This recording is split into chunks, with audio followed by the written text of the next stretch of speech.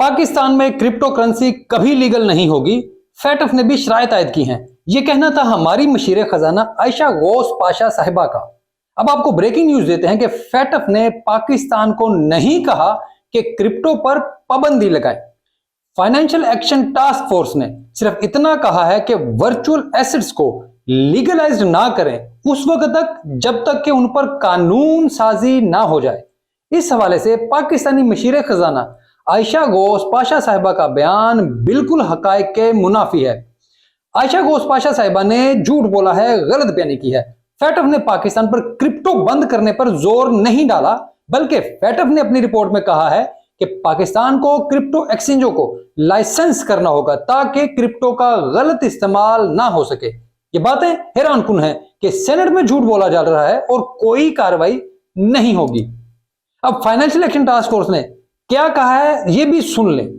The FATF said it requires countries to understand money laundering and terrorist financing risks that crypto sector faces and issues licenses or register exchanges to supervise the sector in the same way it supervises other financial institutions. FATF सादा अल्फाज में यह कह रहा है कि crypto के sector में मनी लॉन्ड्रिंग और टेरर फाइनेंसिंग के खतरात मौजूद हैं। अगर आपको याद हो कि FATF के हवाले से उनके फ्रेमवर्क के ऊपर हमने जो तफसीली वीडियो की थी उसमें डिटेल से बताया था कि FATF को मनी लॉन्ड्रिंग और टेरर फाइनेंसिंग के खदशात क्यों और किन वजूहात की बिना पर है। और इसने अब अपने इस छोटे से बयान में FATF ये वाज़ेह कर रहा है कि क्रिप्टो सेक्टर में मौजूद इन खतरात से निमटने के लिए रेगुलेशन जरूरी हैं। इसके लिए मुमालिक के ऊपर वो ये नहीं कहते कि क्रिप्टो को पाबंदी लगाएं, वो अपने मुमालिक से ये कहते हैं कि वहां पर क्रिप्टो सेक्टर को सुपरवाइज करें, उसकी निगरानी करें, उसके ऊपर नजर रखें, उनको लाइसेंस दें, उनकी एक्सचेंजेस को लाइसेंस दें या फिर उनको रेगुलेट करें, बिल्कुल उसी तरीके से जिस तरह से अदर फाइनेंशियल इंस्टीट्यूशंस को रेगुलेट किया जाता है, जिस तरह से दूसरे फाइनेंशियल इंस्टीट्यूशंस को सुपरवाइज किया जाता है। अब यह बात करना कि क्रिप्टो फ्रॉड है, क्रिप्टो जालसाजी है, यहां पर धोखाधड़ी है, इसका तो कोई ना मुस्तकबिल है ना माजी है और ये टेक्नोलॉजी कोई टेक्नोलॉजी नहीं है इसलिए हम कभी इसको लीगल नहीं करार देंगे, तो ये सरासर जहालत पर मबनी बात है। और इस बात की हम हमेशा मुखालफ करते आए हैं कि टेक्नोलॉजी का रास्ता आप कभी नहीं रोक सकते और टेक्नोलॉजी का रास्ता रोकना नहीं चाहिए। यहां पर लम्ज में ब्लॉकचेन टेक्नोलॉजी पढ़ाई जा रही है। दुनिया के बड़े मुमालिक इस मामले के ऊपर कानून साजी कर रहे हैं, इस तरीके से आउटराइटली अपनी चीजों को बैन नहीं कर रहे। तो पाकिस्तान में अगर आपको तहफुजात हैं,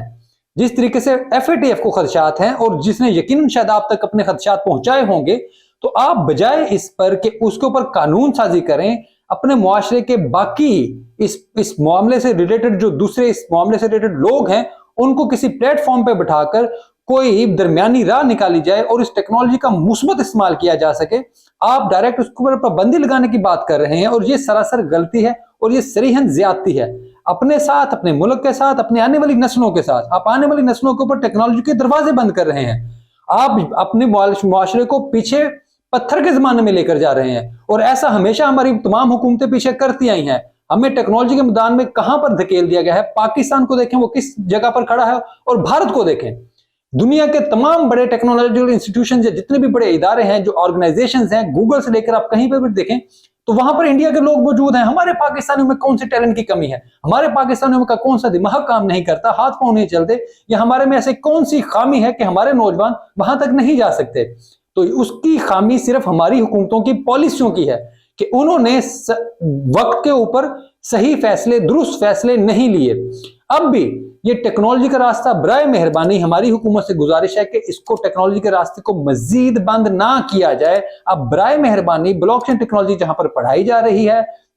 और जो लोग इस मामले को समझते हैं उनको बिठाएं, उन स्टेक होल्डर्स के साथ आप बातचीत करें, इस टेक्नोलॉजी को पहले समझें कि ये टेक्नोलॉजी क्या है और किस तरीके से इस सेक्टर को रेगुलेट किया जा सकता है। और रेगुलेट करके आप जो एक्सचेंजेस यहां पर काम कर रही हैं उनके ऊपर अपने मुल्की कवानीन का नफाज करके कैसे मनी लॉन्ड्रिंग को और टेरर फाइनेंसिंग को रोक सकते हैं और पाकिस्तान में होने वाली गैर कानूनी जो इस काम का लेन देन है आप उसको कानूनी ज़ाब्ते में लाकर अपना टैक्स जनरेट इसके ऊपर कर सकते हैं, जिस तरीके से दूसरे दुनिया के मुमालिक कर रहे हैं। और ऐसी सूरत में आप पाकिस्तान में क्रिप्टो के हवाले से काम करने वाले इदारों को पाबंद भी बना सकेंगे कि वो कोई गैर कानूनी सरगर्मी में मुलव्वस ना हो, या अगर उनके प्लेटफॉर्म को यूज करके कोई गैर कानूनी काम कर रहा है तो आप उसको भी पकड़ सकें। अभी पाकिस्तान में, अब 6 महीने पुरानी बात नहीं होगी जब आपको याद होगा कि हमने स्टोरी की थी कि पाकिस्तान में किस तरीके से क्रिप्टो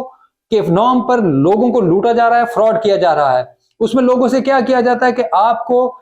अपने वॉलेट या अपने अकाउंट्स जो हैं किसी एक तीसरी थर्ड पार्टी वेबसाइट या किसी अकाउंट से लिंक करने की कहा जाता है, और वहां पर वो आपके सारे फंड्स लेकर छू मंतर हो जाते हैं। इस तरह की स्कीम्स, इस तरह की जो जालसाजी है, बजाय इसके कि हुकूमत इसको रोकने के इस पूरे सेक्टर को बंद कर दे, इस पूरे सेक्टर को मुल्क में आने ही ना दे, इस पर काम ही होने ना दे, ये सरासर गलती होगी। आप दूसरे मुमालिक की मिसालें लें कि जिन्होंने, मसलन हमारे हमसाय मुल्क चीन ने, चीन के मेनलैंड में इसके ऊपर पाबंदी लगाई, लेकिन अब वो इसको फैसले को नजरसानी कर रहा है, और इस सूरत में नजरसानी कर रहा है कि वो हांगकांग को क्रिप्टो का हब बनाने जा रहा है। इसी तरीके से सबसे बड़ा स्टेक होल्डर इस सारी गेम में अमेरिका है। आपको अगर याद हो तो हमने व्हाइट हाउस के कॉम्प्रिहेंसिव फ्रेमवर्क के ऊपर भी एक डिटेल रिपोर्ट की थी, जो अमेरिकी सदर जो बाइडेन साहब के एग्जीक्यूटिव ऑर्डर के बाद उन्होंने तैयार किया था, और उसमें मुख्तलिफ फाइनेंशियल और सिक्योरिटी इंस्टीट्यूशंस की राय को शामिल करके उन्होंने वो फ्रेमवर्क बनाया था। और उस फ्रेमवर्क से ये बात क्लियर थी कि अमेरिका अपने इकोनॉमिक सुपरमेसी और अपने फाइनेंशियल स्टेबिलिटी के नाम पर अपनी फाइनेंशियल गवर्नेंस को, दुनिया के ऊपर अपने फाइनेंशियल हुक्मरानी को बरकरार रखने के लिए कोई ना कोई सख्त इकदाम लेगा, जिससे वो अपने जेर तसल्लुत मुमालिक या ऐसे मुमालिक जिनके ऊपर उसकी चल सकती है, उनसे जबरदस्ती ये बातें मनवा सके। तो अमेरिका के अंदर ही IMF, अमेरिका के अंदर ही FATF, और अमेरिका के अंदर ही financial security institute board FSIB, और जितने भी ये बड़े इदारे हैं वो सब इसके अंदर आते हैं। अंडर से मुराद ये है कि इसका इन्फ्लुएंस सबसे ज्यादा है इन तमाम और फाइनेंशियल इंस्टीट्यूशंस के ऊपर, और इस वजह से ये किसी भी कमजोर मुल्क को उनकी पॉलिसियों के ऊपर मैनिपुलेट कर सकते हैं और उनको आर्म ट्विस्टिंग कर सकते हैं अपने मतलब की फायदे के लिए, अपनी हुक्मरानी बरकरार रखने के लिए। तो अमेरिका अगर इसके ऊपर कोई सख्त कानून साजी करने जा रहा है, जिस तरीके से हमने आपको बताया था कि 9/11 के बाद जब उन्होंने अपने तमाम इंटेलिजेंस इदारों को एक जगह पर इकट्ठा किया ताकि इंटेलिजेंस शेयरिंग का निजाम बेहतर बनाया जा सके, तो अब क्रिप्टो के लिए वो अपने तमाम कानून नाफज करने वाले और तमाम मालियाती इदारों को भी एक ज्वाइंट मैकेनिज्म बनाने जा रहे हैं, ताकि क्रिप्टो के हवाले से किसी भी किस्म की पाबंदी लगानी हो, या कोई क्रिप्टो के ऊपर कोई कार्रवाई डालनी हो, क्रिप्टो के एक्सचेंजेस को पकड़ना हो, या कोई करेंसी बंद करनी हो, तो उसके ऊपर वो फौरी स्विफ्टली एक्शन ले सकें। खैर, अमेरिका में जो भी कानून साजी होगी तो वो होगी। अमेरिका ऐसे ही मुंह उठाकर इस तरफ नहीं चल देगा। वो अपने खित्ते को, अपने मुल्क को, अपने डॉलर के मफाद को मद्देनजर रखते हुए कानून साजी करेगा, अपने लोगों का ख्याल करते हुए कानून साजी करेगा, जैसे उनकी मुख्तलिफ रियासतों में हो भी रही है। उसके बाद वो कोई फैसला लेंगे, उसके बाद वो कोई स्टेप लेंगे। लेकिन पाकिस्तान में ना अपने लोगों का सोच रहे हैं, ना आने वाली नस्लों का सोच रहे हैं, और डायरेक्ट उठाकर ये कह रहे हैं कि जी FATF ने कह दिया तो हमने पाबंदी लगा दी। यूं नहीं होना चाहिए। तो उम्मीद करते हैं कि हमारे हुक्मरान अपने इस फैसले पर, ये जो बात की है उस पर वो कोई नजरसानी करेंगे, और इस मामले से जुड़े, क्रिप्टो इंडस्ट्री से जुड़े लोगों को, उनके स्टेक होल्डर्स को, और जो लोग इस टेक्नोलॉजी को, क्रिप्टोग्राफी को समझते हैं, उनको किसी जगह पर बिठाकर इसके ऊपर कोई बात करेंगे और बाकायदा कोई कानून साजी करेंगे, जिसके जरिए अपने अवाम को भी फायदा हो और हमारे मुल्क को भी फायदा हो, और ये टेक्नोलॉजी भी हमारे लोगों के काम आ सके, बजाय कि इस पे पाबंदी लगाई जाए। वीडियो देखने के लिए आपका बहुत शुक्रिया।